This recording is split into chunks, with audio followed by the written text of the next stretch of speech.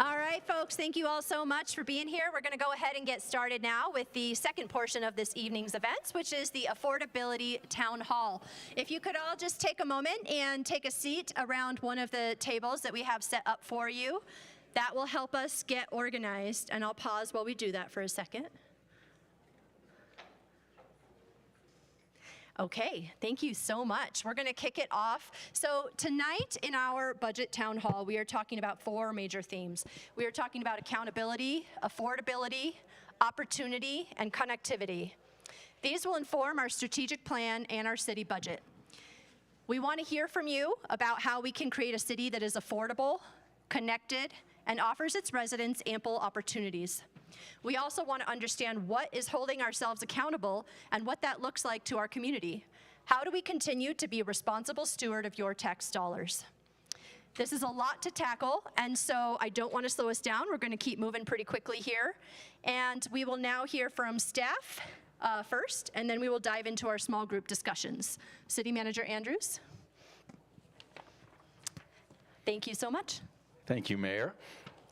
All right, let us work this. All right, so here is an agenda for the evening. The mayor and I are just going to provide very few opening comments, and then we're going to get right into it. So I want to thank you all for being here and really showing up and representing the Westminster community tonight. Tonight, we are looking forward to hearing your thoughts and feedback. You have a fantastic opportunity. You have members of Westminster City Council here at the tables with you. These are the same folks who have just worked on updating the city's strategic plan, as the mayor described. The 4 themes tonight really feed and build into that strategic plan, and that's accountability, affordability, opportunity, and connectivity. And this work tonight is really important because it will drive into the budget process. City Council is meeting on Saturday, May 9th, to take all of the input that you provide tonight and start to work that into the very beginning of the city's budget for 2027. So a really important night for us, and again, I want to thank you all for being here. Okay, so next up will be City of Westminster Department Directors, and they're going to talk about some of the ways that the city currently supports the 4 themes for tonight's workshop. And from there, we hope to have conversations with you at each table, hearing about your ideas and expectations on these themes for Westminster's future. We will then ask each table to present 4 ideas for the city to consider as we begin that budget building process with City Council in very early May. At the end of the night, I do encourage you to scan the QR code at your table and submit a community project request if you have one. This can be anything, right? Something that costs money that you see a need for that isn't currently addressed. Sometimes we get requests for crosswalks. Sometimes we get requests for play equipment in a park. Those are the kinds of things that we will often see. But those are just 2 examples. So if you have something in mind that is a pressing need for the city, at the end of the evening, scan that QR code and get your request into us, and City Council will review that as part of the budget process. That form will be open through May 22nd, so you have almost a full month to go, if you want to go back, talk to family and neighbors and friends about what you might want to submit.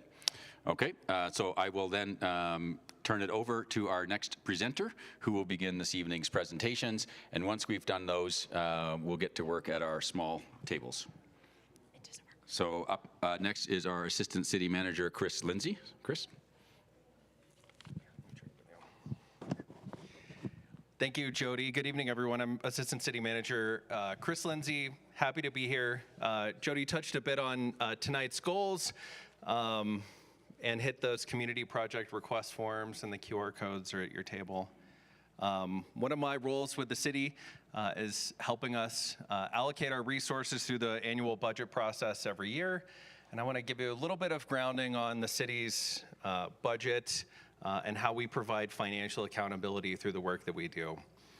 We're really proud of the fact that the City of Westminster is a full-service city, and we provide a slew of services to our businesses and our residents across categories like public safety, infrastructure and utilities, quality of life, and economic and community services. Many other cities in the area provide these services through special districts and other taxing entities, and we provide these all in-house, and I'm going to talk to you in a little bit about what that means for your tax rate. Again, just grounding a little bit of the city's budget. We have an almost $400 million annual budget, and across all our funding streams, we're primarily funded by things like sales and use tax, charges for services like your water and wastewater rates, interfund transfers and intergovernmental revenue that comes from other taxing entities. I mentioned that we provide services and we're a full service city, and we do that at a tax rate that is really aggressive and really competitive with those cities and counties around us. Your sales tax is the tax that's applied when you buy goods and certain services. When you're out in the community, that tax rate is 4.25%, and you can see where we rank. And then your property tax is what you get in the bill from the county assessor and county treasurer annually. The city's property tax is 3.65 mils. And when you account for those other special districts, you can see that the city is significantly lower than many of those around us. Those revenues come in and provide those critical services I mentioned early on. Our biggest expense every year is people. The firefighters, the paramedics, the police officers, the staff that's here, the folks that snowplow the roads when we actually get some snow, are the biggest portion of our budget. And then a slew of other areas, the contractual arrangements we have with entities to provide services, paying debt is really important. And then our capital plan there at the bottom. We balance all of these every year through the budget process and seek to provide services in a means that remains competitive with those cities around us. This is our budget workflow. You can find more on our budget website because I know it's hard to read from where you are. But I want to highlight we're smack in the middle of this timeline, but early on in our process. Our staff is beginning to get ready to work on budget development for fiscal year 2027, which starts on January 1st for us. And our city council and our staff are here to hear from you this evening to drive into further budget work that we're going to do with city council and the budget the remainder of the year. That focuses in on the release of a proposed budget at the end of August, an extensive council and public review period in September, and then adoption of that budget in October of the year. We've talked a lot with the community recently about making sure we turn over every stone in the work that we do, and we talked a lot about this 3H measure that was on the ballot last year. We want to make sure we're meeting community needs internally before we ever ask for more staff or more budget. We do that through really prudent financial management.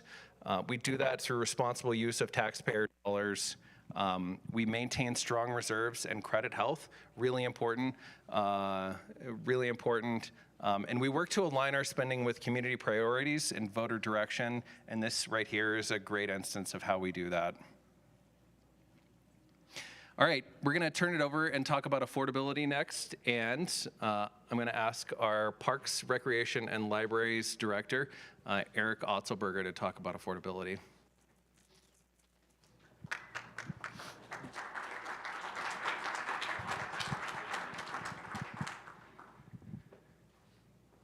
Thank you all for being here this evening. We appreciate your time, and I'm going to let Alex Reeves, our operations manager, talk. No, okay, no. Anyway, happy birthday, Westminster. The cake is amazing. I think we can all agree. As staff, our job is to bring ideas, recommendations, receive policy direction, and then implement that kind of wrestle thing as a city. So it's is this check. Okay. you have to be smarter than the microphone, and I have some challenges sometimes, so I apologize for that. Okay. All right, so affordability. What does that practically mean? And what are we doing right now? Water affordability. That's a biggie. Housing. How do people stay in their houses? How can people afford to get into housing? A lot of this affordability work we cannot do alone. We have many partners, whether that's our respective housing authorities, Maker and Foothills, and others. Childcare. We have some good things as a city. Last year, we started a partnership with the state of Colorado for the Universal Pre-K program for qualifying families that provides up to 15 hours of free preschool. We do that here at the MAC, at Westview and City Park. But childcare, food insecurity. I think at next month's community update, you're going to hear from one of my colleagues, Kate Scarbeck, with council and the mayor on partnerships and things we have going on that front. So housing, childcare, food, water, all the things. Some things that are a little less, a little closer to home within our purview. Things we do to encourage wellness here. So we have several Medicare fitness programs that last year provided $500,000 worth of value to Westminster community members to take care of themselves, utilize our facilities, stay fit. Scholarships for youth. We recently just made a change from the city has provided scholarships in the past. It was capped at $250 per family. That doesn't really go that far. So through repurposing of existing resources, we've enhanced that now to $250 per individual per qualifying family. Last year, we provided 50 full ride scholarships for our full summer camp. The libraries are a tremendous resource, job training across the board. And in the center, you see one of our penultimate challenges, the unhoused community. And just the other week, City Council approved, we're trying to get upstream a little bit with homelessness prevention. I think with a lot of things, prevention is a lot more cost effective than other strategies. Of course, we're very much in the response business, but yeah, those are some things that are top of mind. But most importantly, as staff, we're here to listen and support ideas, questions from you this evening. So with that, I will turn it over to my colleague, Director Lindsay Kimball with Community Services, to talk about opportunity.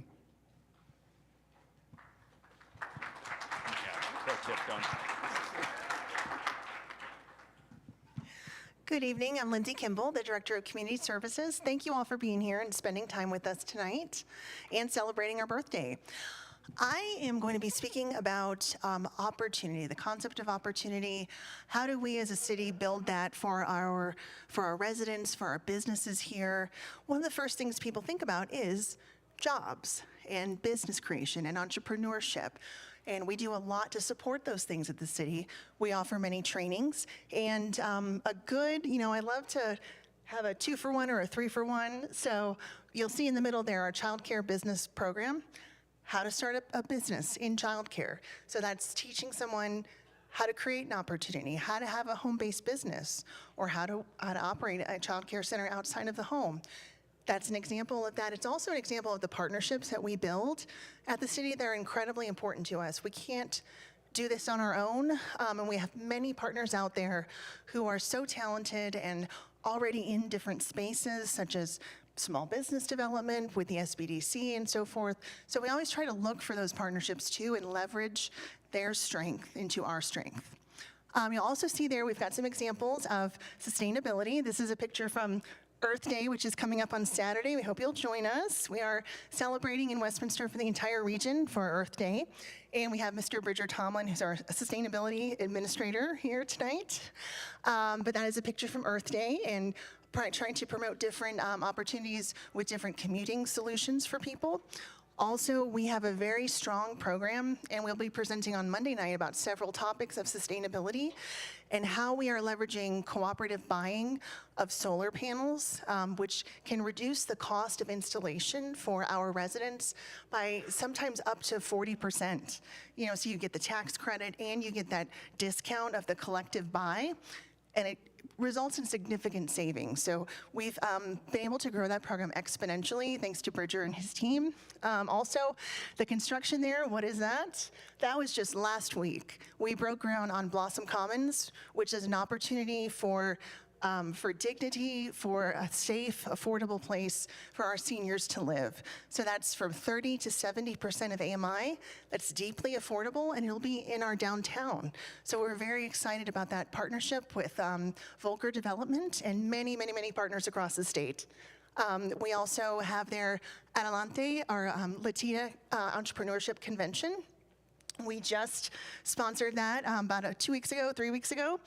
And it was a great success, as it always is. We're proud to be a sponsor of that, and that's supporting Latina entrepreneurs. They also support all entrepreneurs throughout the community, and we're very, very pleased because through a partnership with them that we've grown, they are moving their headquarters to Westminster on Lowell and 88th. So we're super excited about them coming. They have a tremendous success record helping people, again, opportunity. How do we create our own opportunity? Creating our opportunity to start a business. We want to support those folks. Finally, the last picture there is Westy Restaurant Week, which is going on right now. And please go to experiencewesty.com. You can download our app. You can earn prizes and points and tons of really great deals. We have over 40 restaurants that were worked with us on this is our inaugural restaurant week. So we are super excited, and it's very accessible. The opening price point is $15 for just some really great discounts to get out there and try some new restaurants. And I want to point out, we've got also in the area where we are now, historic Westminster on 73rd, we have the Bar Canteen. So these are some renderings of what the inside and the outside beer garden will look like. So we're super excited about that. And I was in there last week. The roof has just been restored, so it does actually look like that now, which is amazing. It's beautiful. And went down and met with the operator, the Bar Canteen, who's currently in Edgewater. So that's another opportunity for community engagement, community gathering. What their vision is like at their Edgewater location. This will be a center for the community. There's there to sit, to talk, to make friendships, to keep old friendships new again. So we are very happy to be supporting that at the City of Westminster. The middle graphic there is our housing lift program. This is about the opportunity, again, for people to have safe and dignified places to live, call home, and thrive. This is by preserving our current affordable housing stock, primarily working with our partners at Maker Housing and at Foothills, which covers Jefferson County, our housing authorities. We have very strong partnerships with them, and we help them make really important, meaningful capital improvements to help people live their lives. Also there, again, the entrepreneurship, you can see that's the house over here. You can see that's what we call an ADU, an accessory dwelling unit. And that's another opportunity for maybe someone's son or daughter or friend or their mother-in-law, here in mother-in-law cabins and mother-in-law cottages. We have been able to institute code changes and updates so that we can accommodate these ADUs, which provide another accessible, affordable alternative so people can stay in Westminster and thrive. Oops, sorry about that. That was a little trick.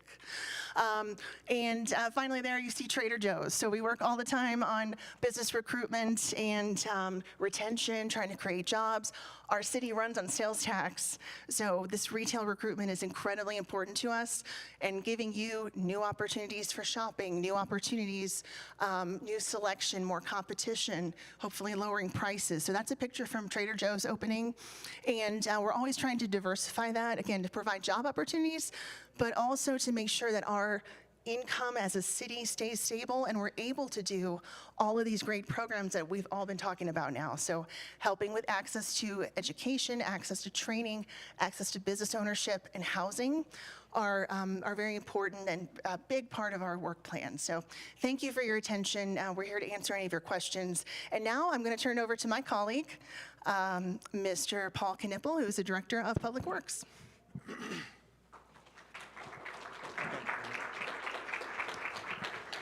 Thank you, Lindsay.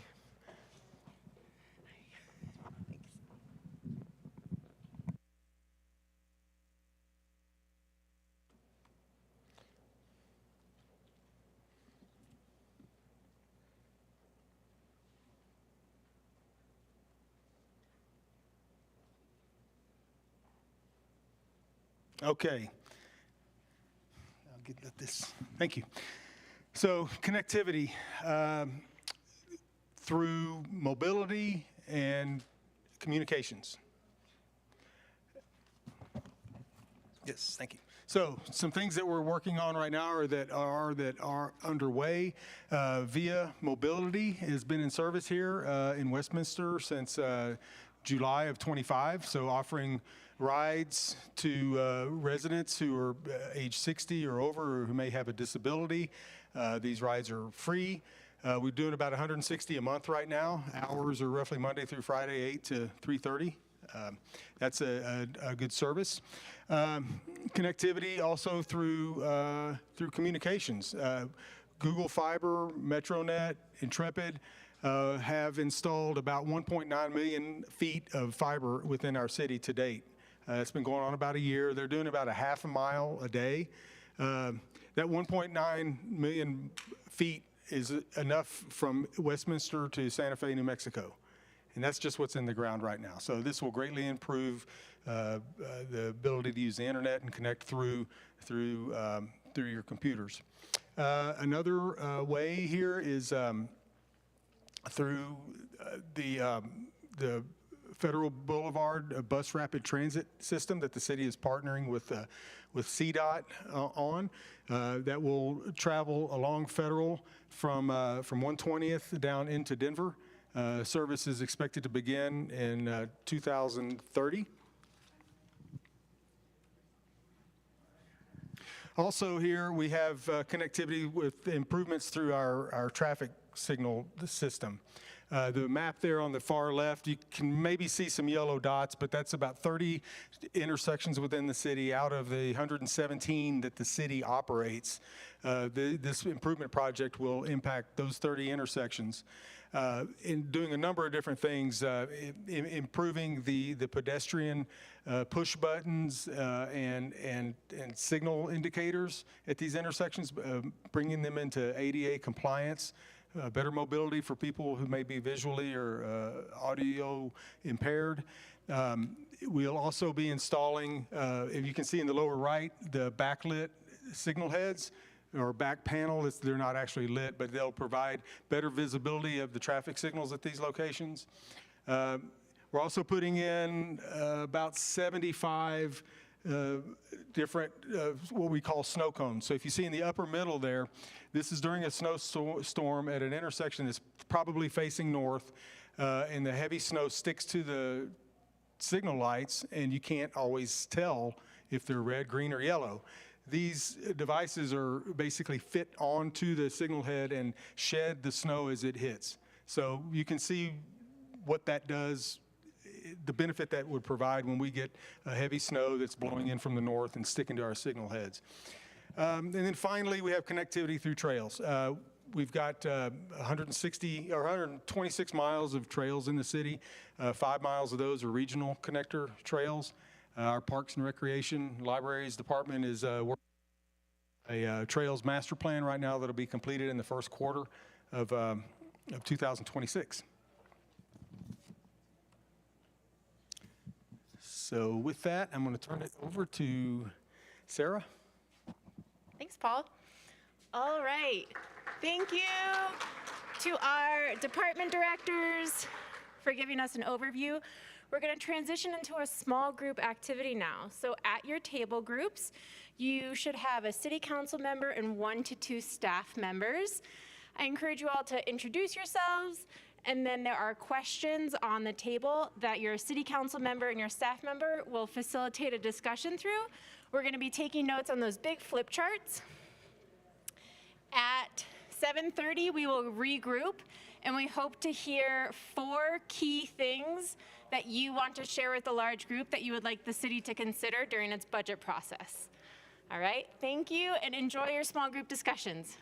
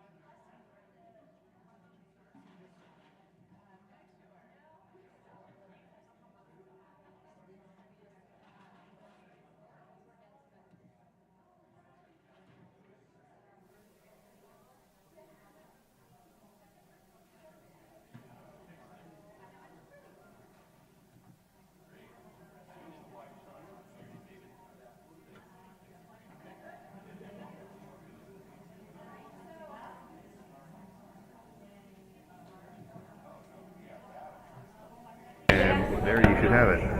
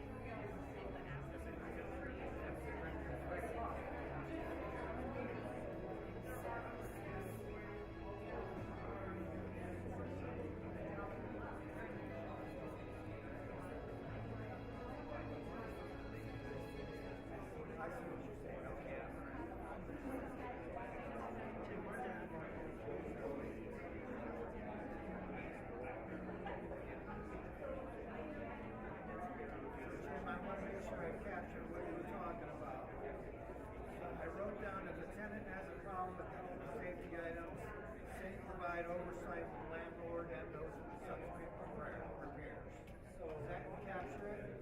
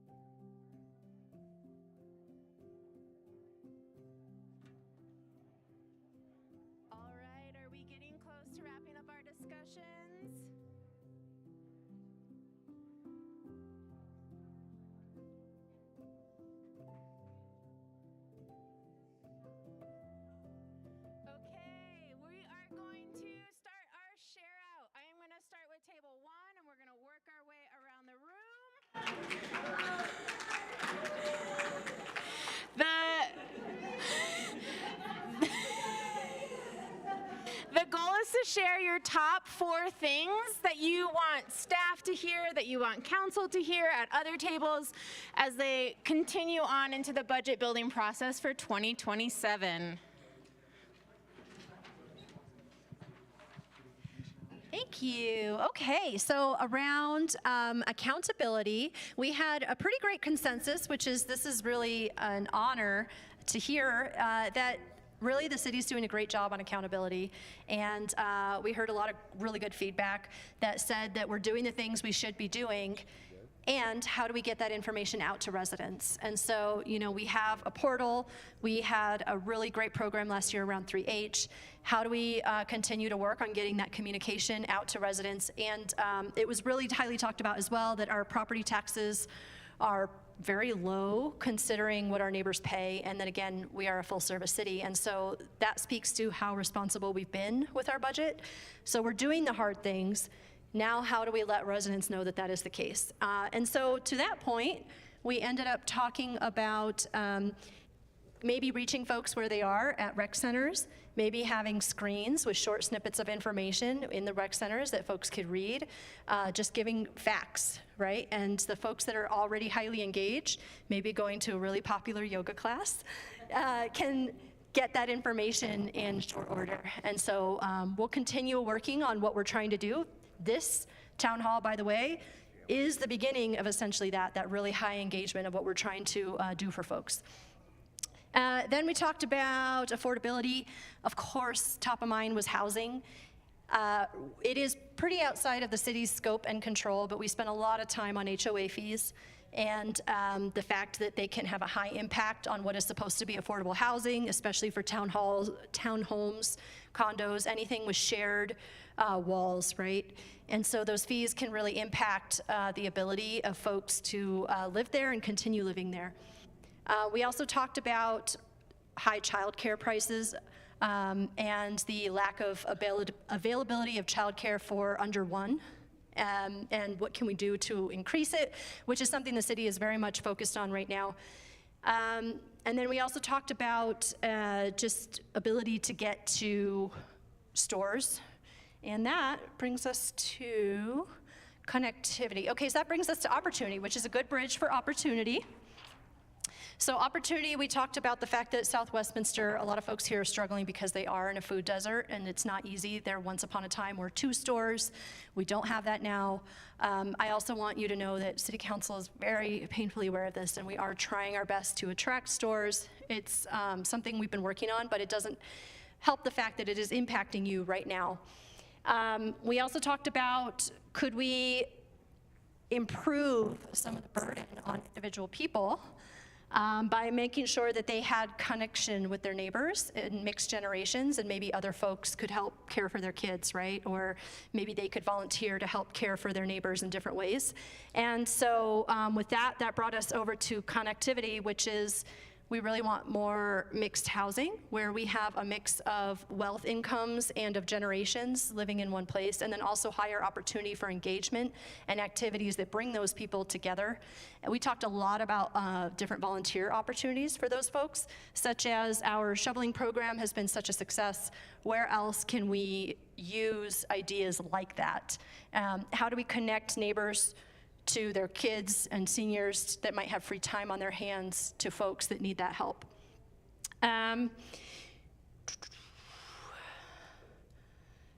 That is about everything, and really the strongest message of all was continue our high engagement and our communication plan as a city. You know, we talked a lot about we just need to push the information we have. We got so much great feedback on we're doing great things, great programs, we're being accountable, but how do we get that out to folks? We have a lot of social media channels. We are trying to use those, and also that's not always easy for folks, for seniors maybe to use, and so, or for anyone if you don't have that platform. A lot of young folks have totally ditched social media, so good for them. But we need to continue working on how do we get folks to know. And one suggestion, a strong suggestion we had, was to announce the time and place of the next town hall here, which I don't have that information, but if we start planning ahead as a city, then we can give that to you in the future, and so that'll be my commitment to make sure that we can do that. Thank you.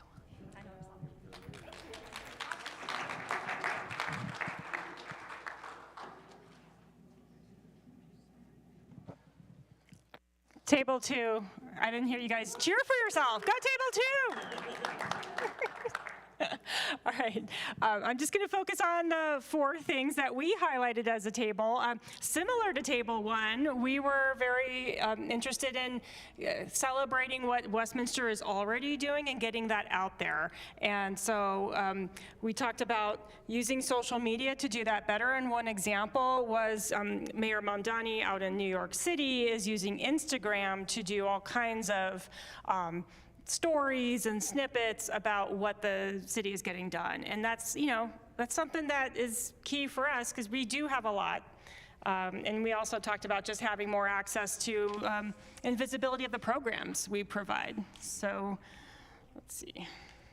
Yeah. Okay. The other thing we wanted to highlight was better connectivity to transit. And that was in particular around Federal Boulevard and getting over to Westminster Station. There was some concern over the safety of the pedestrian connections, even at lights, because we have a lot of folks that are speeding and running red lights. I'm sure you've all seen it in any path you take through the city. And so, perhaps there's a pedestrian bridge or some way to get people more safely across our big arterials. Okay, this one, yes. Also highlighted from the other group was a need for more services and groceries. As we are continuing to redevelop and build new areas, how can we actually get the kinds of services like grocery stores that we desperately need? And that also was something that we talked about would help people stay in place if they had more access to those services.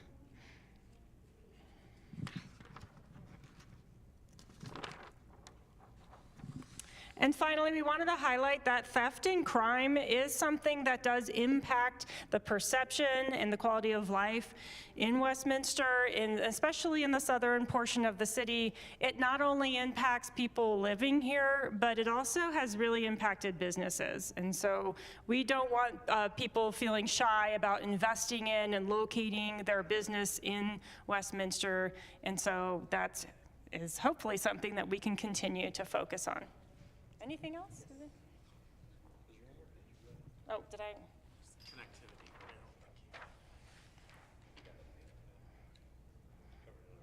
Scooter safety.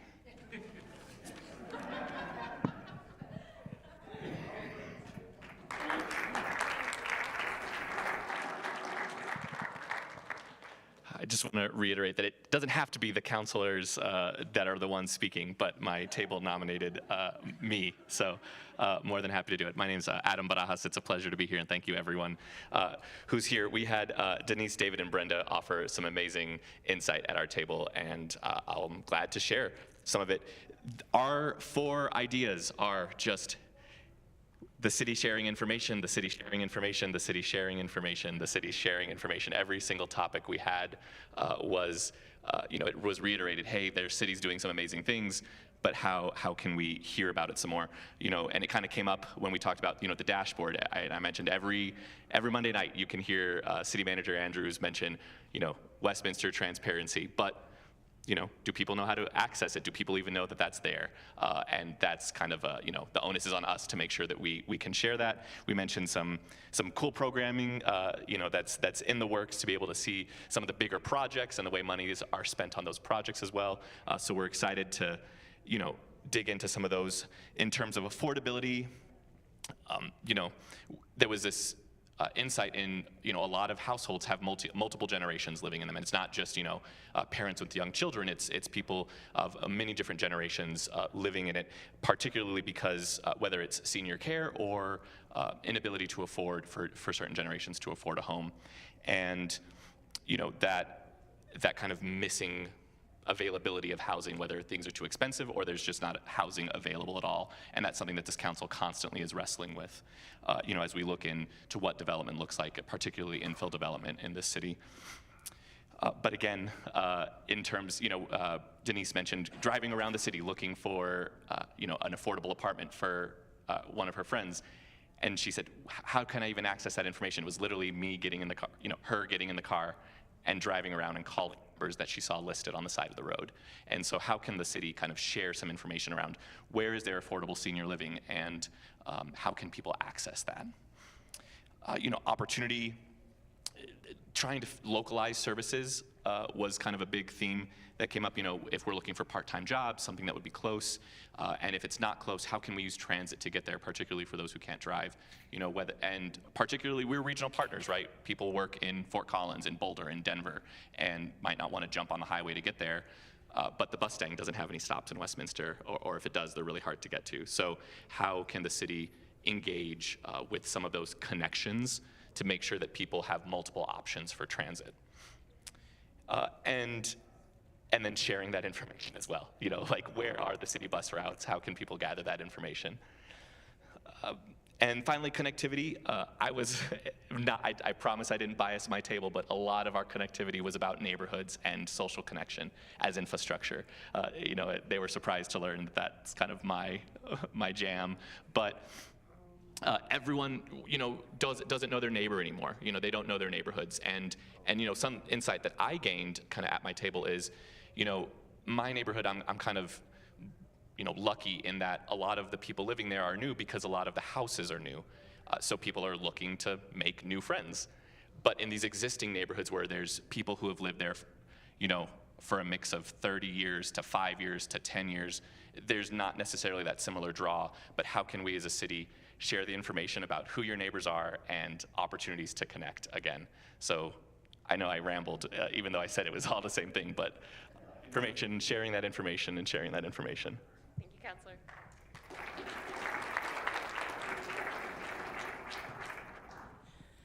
I'm Heidi Einholtz and not Obi Azadi, but I'll be speaking on behalf of Councillor Azadi.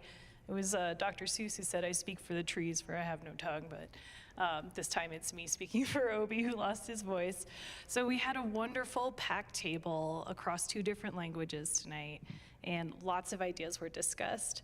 And one of the most pressing issues that we spoke about today was rent control and landlord accountability. We had a few stories about what does one do when there's a pressing leak or a huge issue with the apartment that you're in, and you don't know how you can get any recourse from your landlord. So we spoke about ways to access that sort of help from the city. If it doesn't exist already, then it needs to be more brought forward to more people's attention so it is accessible.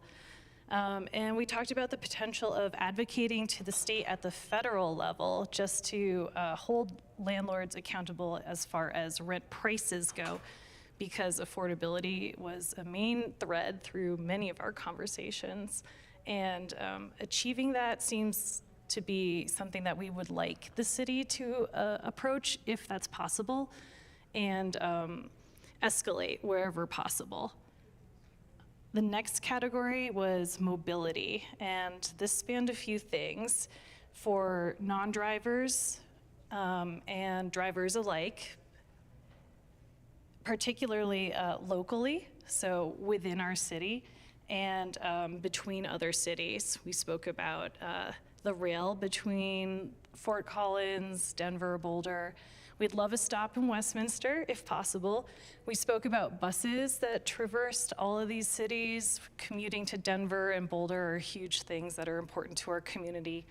Having better access to that, whether that means increased buses running the lines or reducing the prices of accessing that, and also making buses and trains, et cetera, more approachable to people who have special needs, like folding up a walker, a wheelchair accessibility exists, but it can be awkward with a stroller, small children, a walker, anything that would take time and is generally discouraged in a busy line where people are trying to get on and take up as little space as possible. And on that same vein, we spoke about bicycle lanes. With gas prices being what they are and super unstable, people are looking into alternatives like riding bikes to places that they can get to easily within a few miles.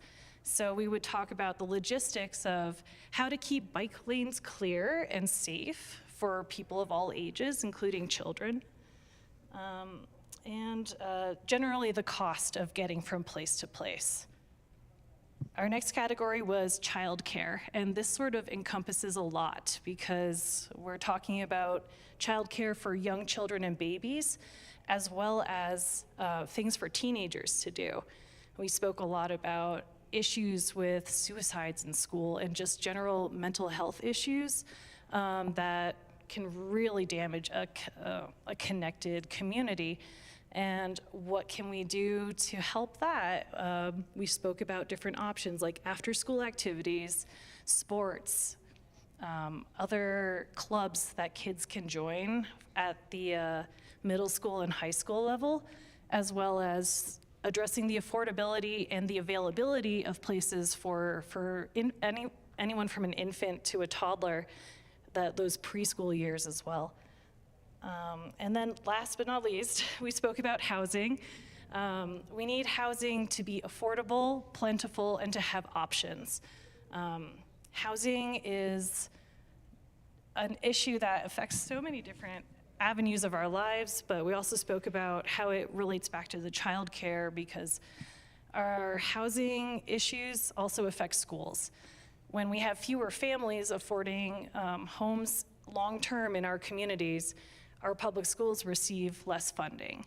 And then we have issues like reduced hours for interventionists in schools, social-emotional learning coaches, class sizes expand, and the amount of classes decrease. And that, it all sort of is a cycle in the housing game. When houses are affordable, people stay in their communities.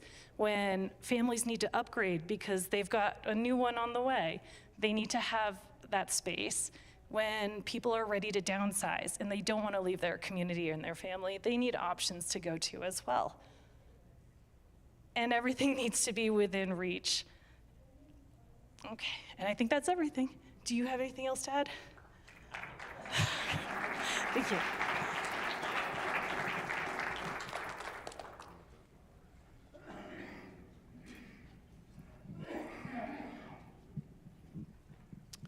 We had some great ideas at our table, so I appreciate those that came out. So there's a few things that we came up with, and I will turn the time over to Annie after I speak to a few of them.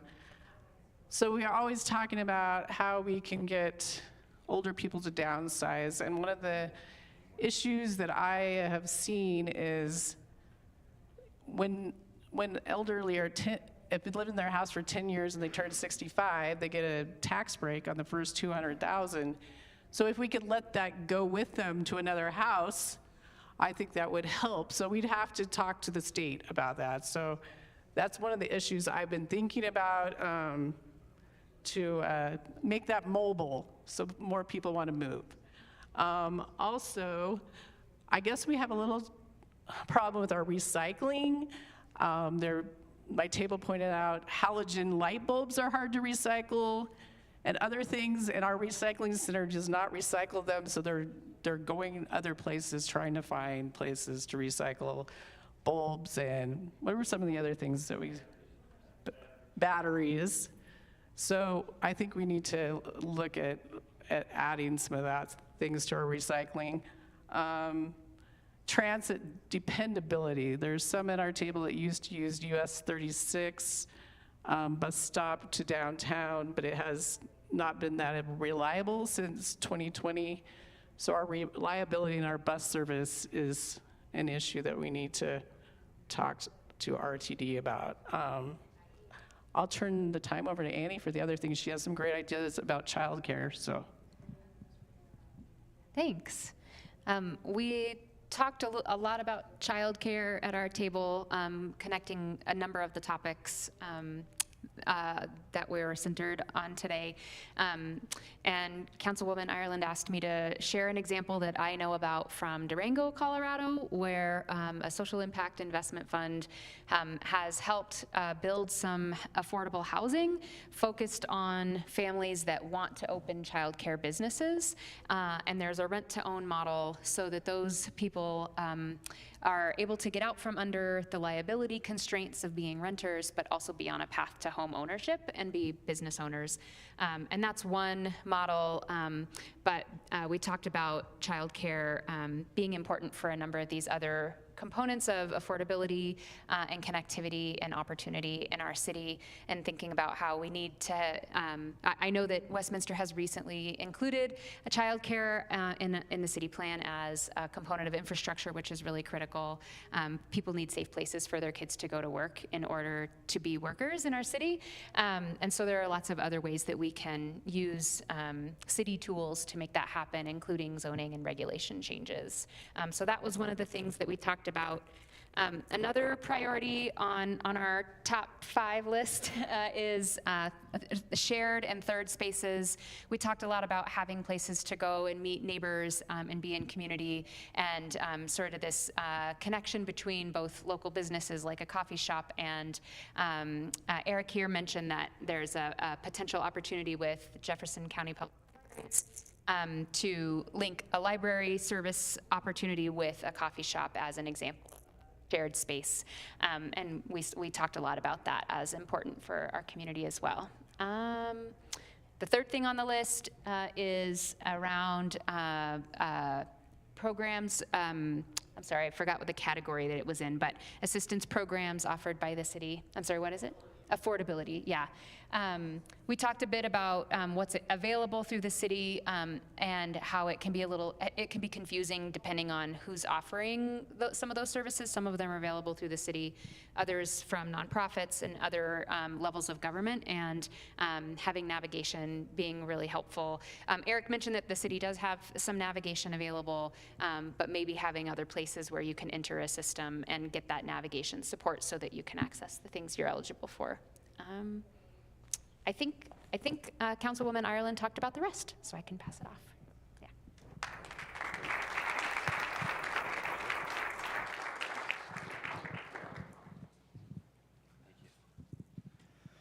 All right, I got it. Make sure we have our interpreter. So we had a wonderful table full of young kids and working professionals, all who had to get back to work and to their kids. We had a great conversation.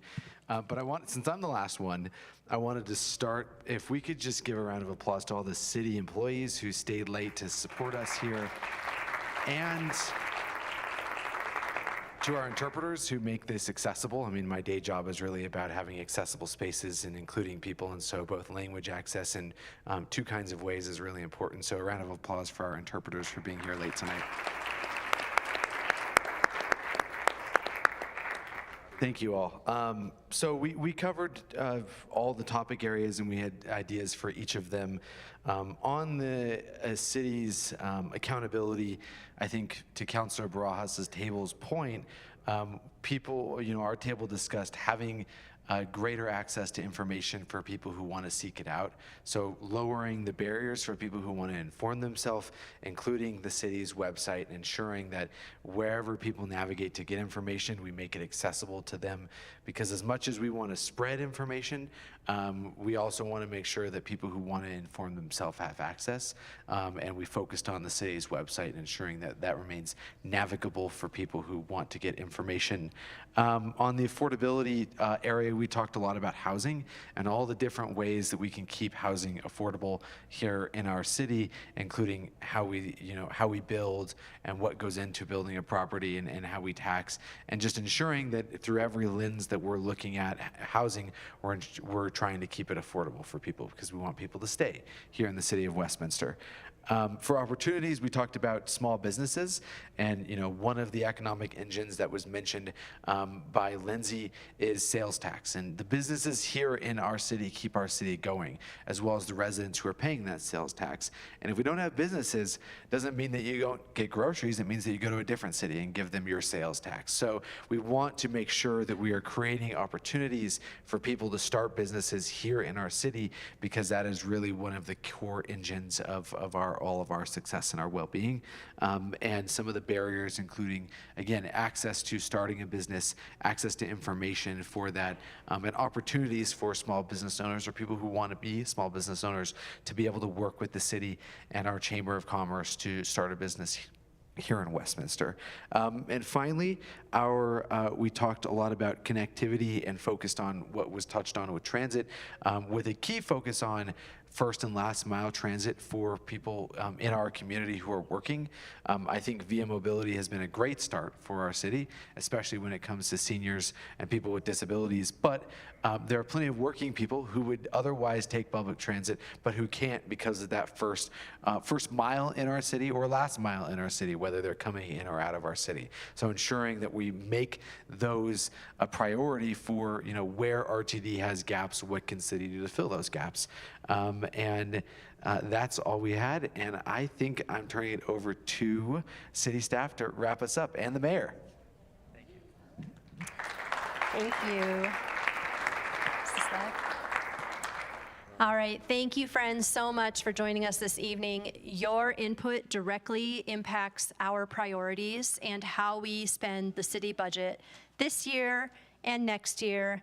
And please trust that we're going to continue having a lot of outreach and engagement, and this budget process happens throughout the year and doesn't wrap up until around October. So you have lots of time to get your ideas into us, email us, give us a call, that's what we're here for, or join at one of our coffee dates. I have one monthly, by the way, check the city calendar. And I want to hear from you and continue hearing from you. That said, what are things I need to remember to tell you? Okay, the next town hall, we do not have a specific date yet, but it will be in June or July, and it will be in partnership with Jefferson County commissioners. This is exciting. I share this because we are really trying to innovate and be creative with how we are doing our engagement, and we are trying to bring in our partners so that you're hearing from multiple sources of government in one place. We are trying to make this easier. I also heard a lot tonight that we really want to work with our schools. We're trying to do that too. We're trying to bring in some town halls that work with our school board members, and so more to come there. We're still trying to work out the kinks in that, but we're really trying to make sure that you guys know where to go for your information.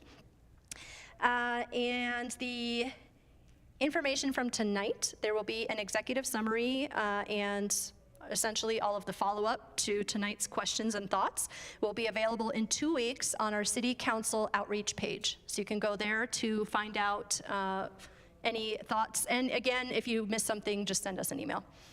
With that, please make sure that you take some cake home tonight because we have a big tower that needs to be eaten. And happy birthday, Westy. Thank you all so much. Thank you for being part of this community.